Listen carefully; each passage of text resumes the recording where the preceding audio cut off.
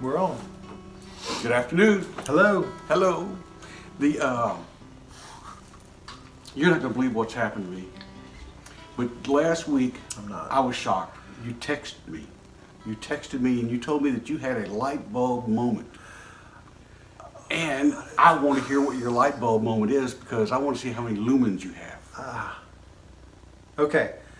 This This gonna was be on the good? spot. Yeah, because I did text you that, and I don't recall what the light bulb was I about, should have told you what that was about. but you told me you had a light bulb moment. And Yeah. I said, oh. You know, I think it was. Yes. All right. Now the problem is I didn't do any research to figure out if I can. So I'm gonna rely on you. To, No, we'll make it up. Yeah. Well. Okay. We'll just make it up. So I've heard some things in the past, like if you want to mess up a system, you got a system and you want to mess it up. What you do is you overload the system, and then it breaks down, and then when it breaks down, you have to rebuild the system. Am I on the right?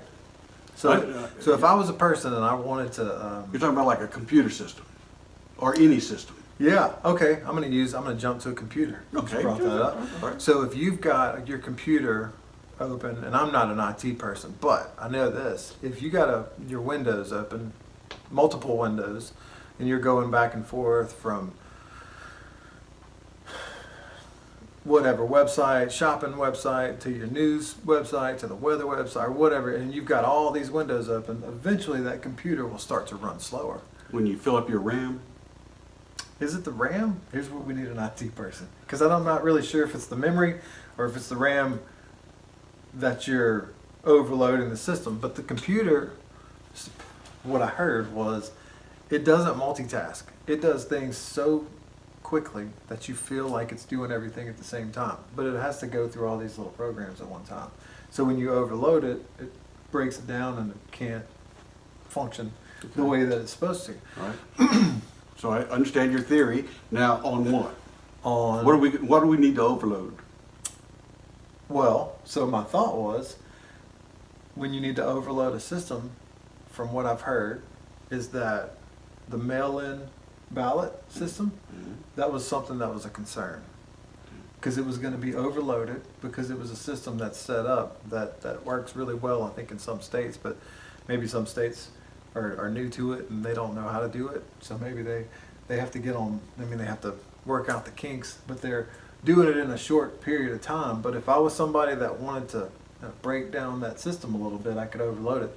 But that light bulb moment hit me as I'm at a gas station pumping gas. So you're And pumping gas and you're thinking about mail-in votes. Well, no, I was pumping gas, and you ever go pump gas and you've got the handle lifted and it's got that automatic shut off. Yeah, it where just it'll clicks stop. off. Yes, It'll clicks click off. right. And then if the gas is pouring out too fast, it backs up and it clicks off. Yes, that's And right. it took me probably 20 minutes to fill up the gas. So you overloaded your gas tank. No, I overloaded the system that delivers the gas to my tank. Oh, okay, yeah. Uh-huh. And then I thought, This This reminds is you of just the like- 2020 election. this is just like the mail-in You know, I ballots. think I may be sorry I reminded you of your light bulb moment.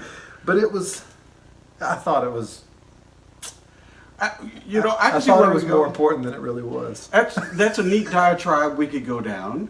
Yeah, I digress. Well, it's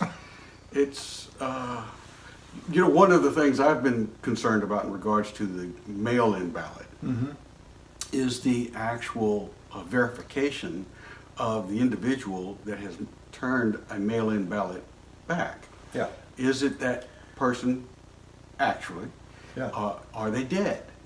Right. And someone has filled it out for them. I've heard that there's a lot of dead A people lot of that. that have voted, and that have voted in the past, And they yeah. after they were dead. Years after they were dead, There's also people that still receive, I think, maybe Social Security payments that have been dead. Oh, maybe probably. I'm making I'm that sure up. that could. I'm making that up. Back in when Mitt Romney was running for president, he received. Philadelphia is a rather large metropolitan area. It's a big city. Okay. And it's made up of a lot of people. And when he ran for president, in the results for Pennsylvania at that time, Philadelphia gave Mitt Romney practically 0 votes for his candidacy. They don't really like him. They, They didn't like him at all. well, the odds of an entire metropolitan complex not giving even minimal votes to a Republican candidate is a little fishy to me. And I would think that if something like that occurs in 2020, that's something that needs to be looked at. And I do know that President Trump and the Republican Party will have poll watchers and watching them count these mail-in votes and all of the ballots that come in on election night. So it's going to be interesting. But won't the other camps also have people Well, yeah, they probably poll will. watching and making sure? Hopefully, there'll be so many poll watchers. It has to be something has to be accurate. Yeah. I'm hoping so. But I When I think was single, I used to call my friends that. poll watchers. I'm in my mind. I'm kind of thinking that had So- absolutely nothing to do with voting. There's so many different. Anyway, That's Go- another go one ahead. of your light bulb Go ahead. moments that I No. really kind No. That was the wrong. That wasn't. of. No, good. there are people out there. There will be folks that will really enjoy the vision that you have created for them. As we're just a week away from the election. 9 days, is it right? I haven't counted, but it's a week away. Yeah. It's next Tuesday, isn't it? Yeah. Next Tuesday. Yeah. Next So Tuesday. so I guess that 8 or 9 days. I don't know. 8.5. That's it. I understand that we're becoming so advanced. We have new equipment that's on the way. Yes, we do. People are going to really be thrilled with that Yeah. So things should look a little differently in the future. and sound differently. Probably. Even microphones. We're gonna. It's really taken off. It's well, something needs to be taken off. I don't know if it's us off the air. It might be us too. Well, I'm surprised with. Have you ever heard of Section 230 in the communications process? No. No. Never. This is a segue, baby. This Okay. is a segue. All right. Information started to come out about Vice President Biden with connections with the Ukraine, Russia, China, and receiving payments. And I thought it was pretty interesting that during the debate, the last debate, Yeah. which I thought was quite telling in regards to Joe Biden, he specifically said that he had received no monies from any foreign government. Zero money. And that's probably true. He has not received any money directly from any foreign government. Yeah. He received it through his son, who had received money through foreign governments. And So if he received it from his son, technically, he's not lying. so in his mind, he's not lying. Plus, he No, he's says, not lying. look at my... He got it from his son. Well, I guess, okay. But the reality The law is... is the law. Well, you got me stuck on the pole. I'm sorry. No, get off the pole. The reality is that he did get the money via his son. Right. The son got it via those crooked connections, which I'm going to talk to you about in a second. Yeah. And he mentions in the debate that his tax returns for the past 29 years have been viewed and cleared, and there's absolutely no sign of him receiving any monies from a foreign government. And I'm thinking to myself, who in their right mind, who is particularly a crooked politician, who's been in politics for 47 years, and a bad one, would put on any tax returns they had, I received some foreign dough from Kim Il-sung or President Xi in China. You don't put that kind of stuff on your tax returns. President Xi probably didn't write him a personal check. No, that actually went through some other people, which Yeah. I have some names. I'm going to show you. I'm pulling out my spectacles because I want to read This is to you. going to be a spectacle. This is going to be a spectacle. The Hunter Biden, Burisma and corruption, the impact on U.S. government policy and related concerns. This is a report directly from the U.S. Senate. I haven't read this, It's- so I can't confirm or deny that this is true. I just started reading it this weekend. At the U.S. Senate, the Homeland Security and Government Affairs, and the Senate Committee on Finance has been conducting a study, and they have been looking into the Burisma situation, and it's pretty bad. And people need to read this stuff. It's 86 pages long. Okay. I'm not going to read 86 pages, but it all started back in 2003, 2014, 2013, and 2014. Wait, he was vice president then. Joe Biden was Yeah. president back then, but he Vice didn't receive any president. money from the.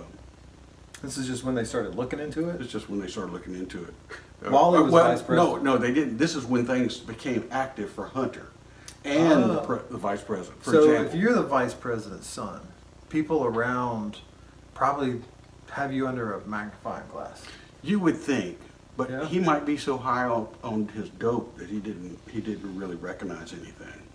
I mean, He liked dope and apparently prostitutes.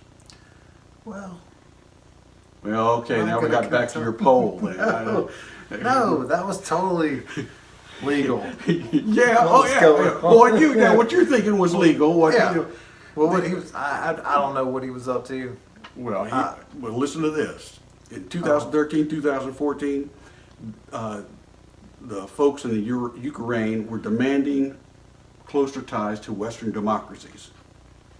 Is that a good thing? And that's a good thing. Okay. They turned it around in 2014, April 16th, 2014. Vice President Biden met with his son's business partner, Devin Archer, at the White House. And 5 Okay. days later, Vice President Biden visits the Ukraine, and a few days after his visit, Devin Archer became a board member of Burisma. And then a month later, Hunter became a board member of Burisma. So the allegations is that he's making money off of his dad being the vice president, right? Seemed to be pretty accurate.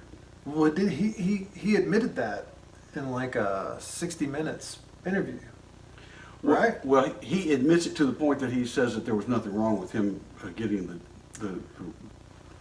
the position.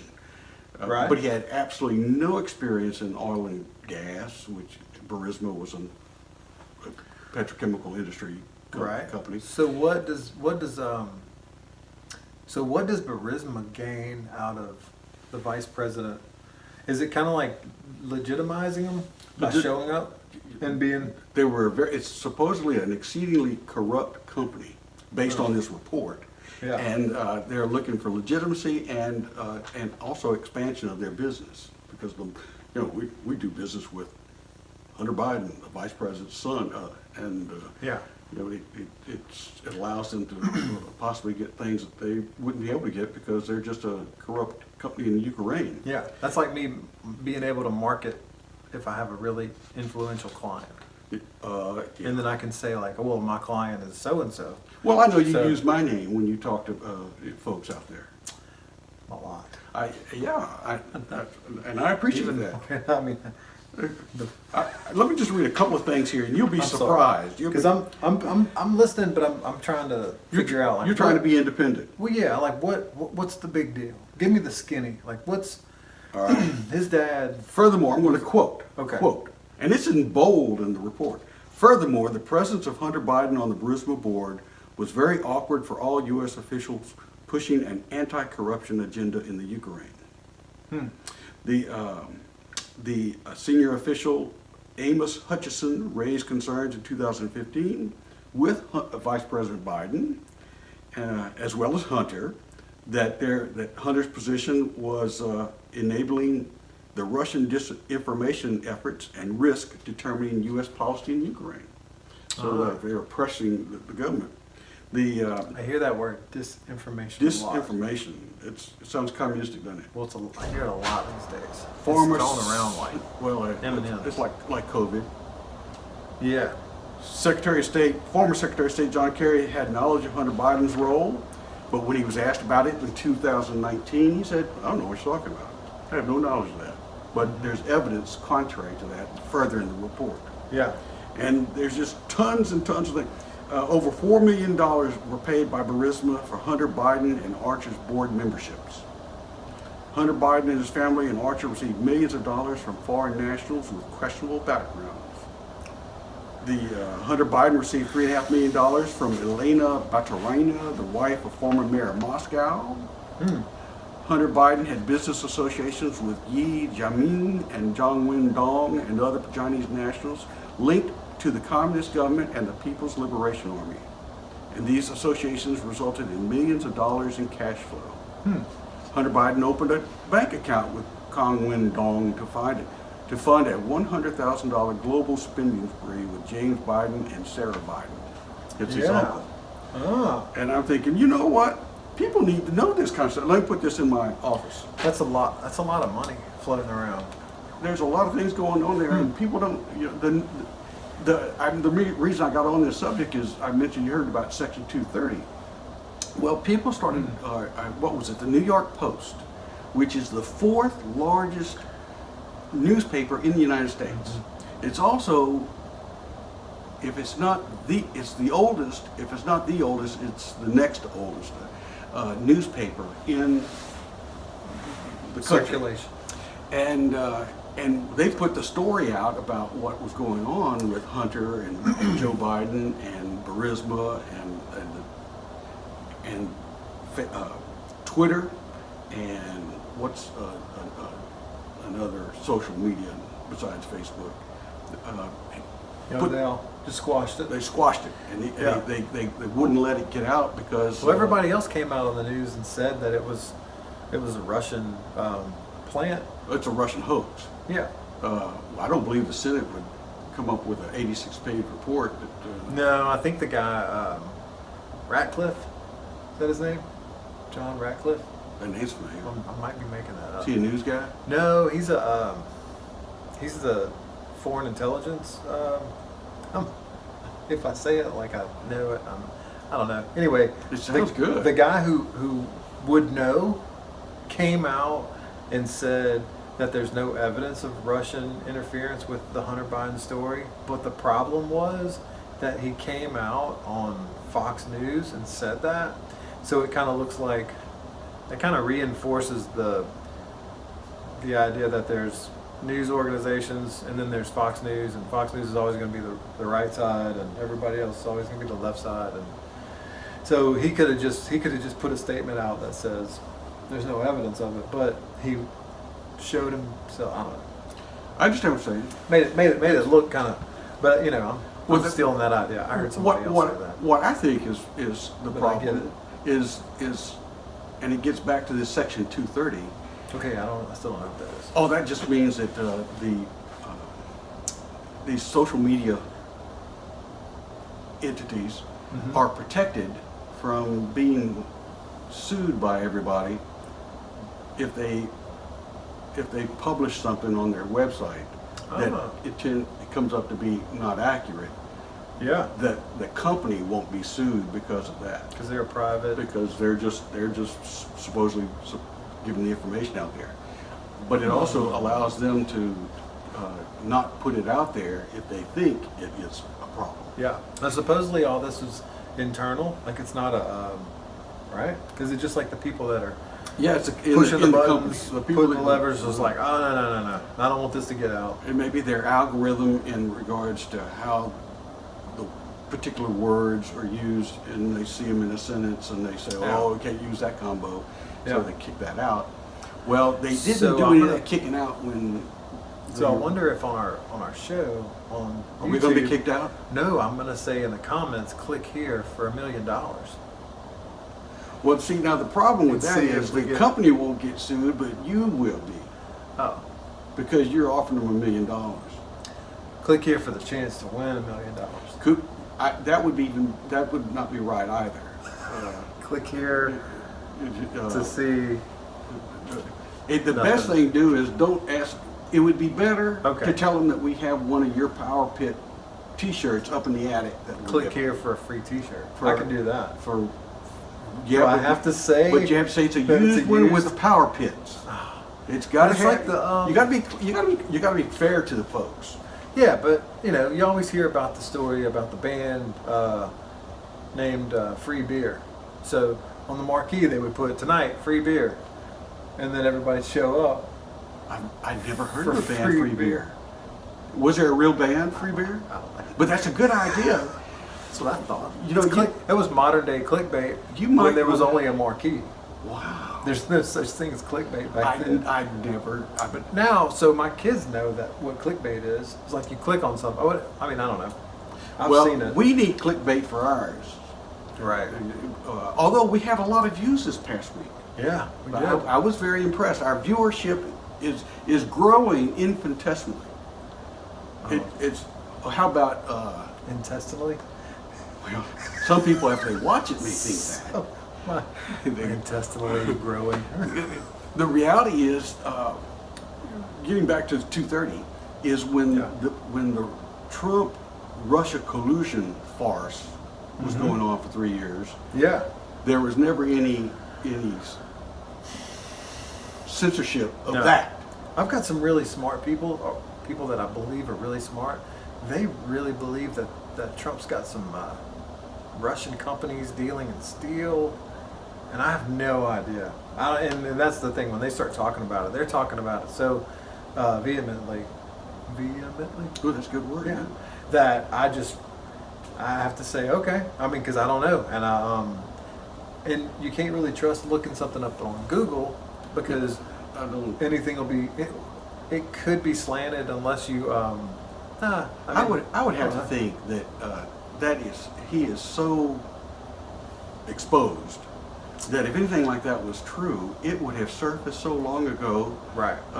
And even the steel would have floated to the surface of the ocean, because everybody in the world would be wanting to do that. Yeah. And I think the debate showed a stark contrast, not just between a lot of things, but you got to see somebody who's not a politician, Yeah.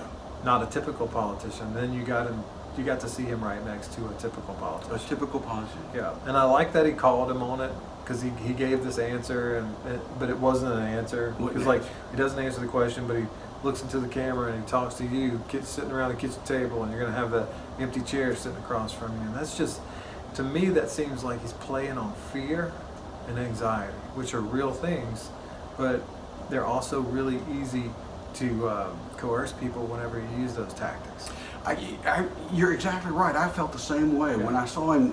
When I listened to what Joe would answer in a question, I was like, that is such a typical line of bull that a politician is so smooth. Yeah. And it sounds like, oh, you got the world problems. Yeah. And it's just a lie.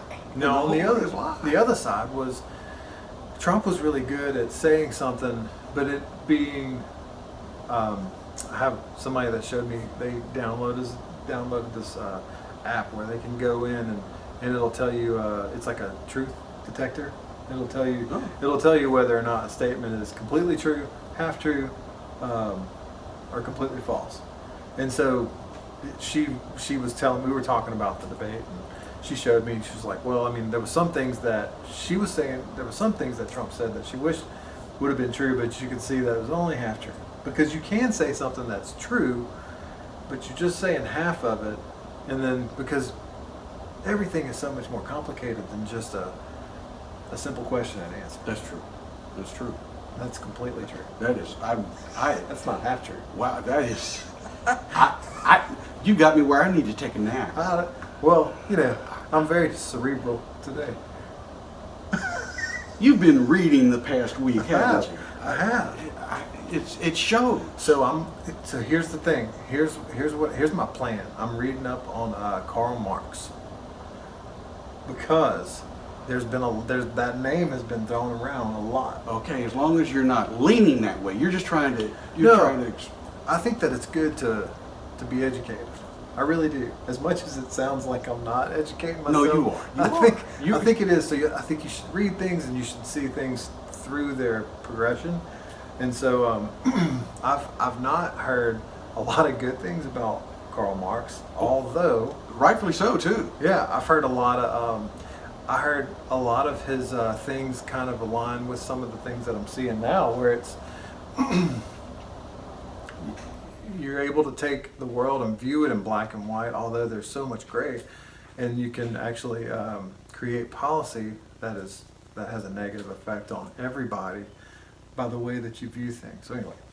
No, I'm, that's neat that you're doing that. Karl Marx is a bane to any capitalistic society, and So when it's something interesting, you can't have Marxism without capitalism because you got to have that first. you got to have that in order to get over to the. Yeah, you got to have like the big balloon before you can stick the thing in to suck all the money out of it. That's exactly right. And then the money runs out, and then you have Yeah. communism and socialism, which socialism is just as dangerous as communism, is so dangerous because it's the people that are in power, the ones that are on the top, they live high on the hog. And so the people that are wrapped up in the political sphere of leading a particular country in a communistic rule, they're fine. But 95% of the population is not going to be in that group, and they're going to be. You know what? I had this other thought. This little moment, right? Just when you were saying that. Ooh. So you've got, let's do 5% is in the elite ruling class, and then Okay. you've got the rest of the 95%. It probably is just 90% of the people that are doing bad, because the people that have connections to the top people, they're probably like in that middle 5%. They get black market. Well, yeah. So then, like, that's your middle class. So your middle class is 5% of 100%, which is better than nothing. And actually, I don't even know if it would really be 5%. It's communistic rule, socialistic. Socialism. I know I've heard the argument. Well, the problem with communism or socialistic states like the Soviet Union, the reason they failed is because they didn't really run the socialistic system correctly.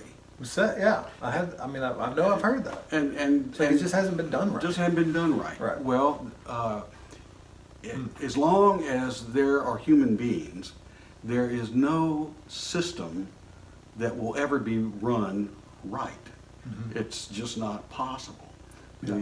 Perfection is not in the human genome.